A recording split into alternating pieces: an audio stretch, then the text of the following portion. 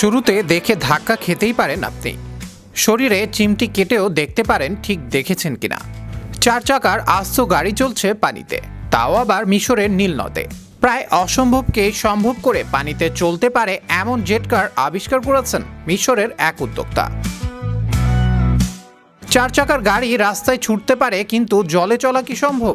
অসম্ভব মনে হলেও এমন গাড়ি তৈরি করে তাক লাগিয়ে দিয়েছেন মিশরের গাড়ি প্রস্তুতকারী সংস্থা জেট কার প্রো।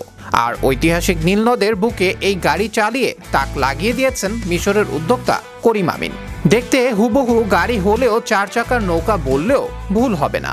পানিতে ছুটতে সক্ষম এই গাড়ির বহরে নানা আকৃতির জীব রয়েছে। নানা রং, হরেক ডিজাইন এই জলযানগুলোকে করে তুলেছে আরও বেশি দৃষ্টিনন্দন, যা উঠে আসছে বিশ্বের গণমাধ্যমগুলোর সংবাদ শিরোনামে।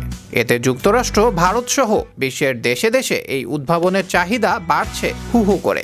পানির ওপর চলতে পারে এমন যান নিয়ে আগ্রহের কমতি ছিল না করিম আমিনের। স্বপ্নকে বাস্তবে রূপ দিতে দুই বন্ধুকে সাথে নিয়ে 2019 সালে জলচর গাড়ি তৈরির প্রকল্প হাতে নেন। বিনিয়োগ করেন $50,000। মিশরের উত্তর উপকূলে কয়েকটি গাড়ি নিয়ে শুরু হয় তার জলচর গাড়ি উদ্ভাবন আর প্রচারের সংগ্রাম। ধীরে ধীরে পুরো বিশ্বে পরিচিতি পেতে শুরু করে তার আবিষ্কার।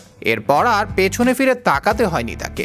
আরও অবাক করার বিষয় হলো, এই যানে ব্যবহার করা সব যন্ত্রাংশ তৈরি হচ্ছে মিশরে।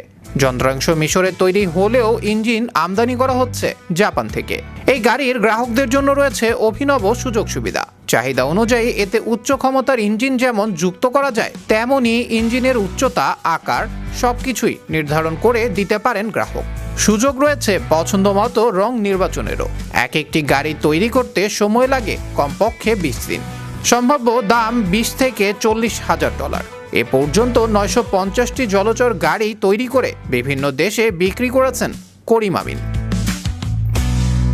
বর্তমানে বিশ্বের 70টিরও বেশি দেশে চলছে মিশরের এই উদ্যোক্তার তৈরি জেট কার। করিম আমিন নিজেও উচ্ছ্বসিত তার তৈরি গাড়ি নীল নদের বুক চিরে চলতে দেখে। এটিকে তিনি মিশরের গর্ব বলে অভিহিত করেছেন।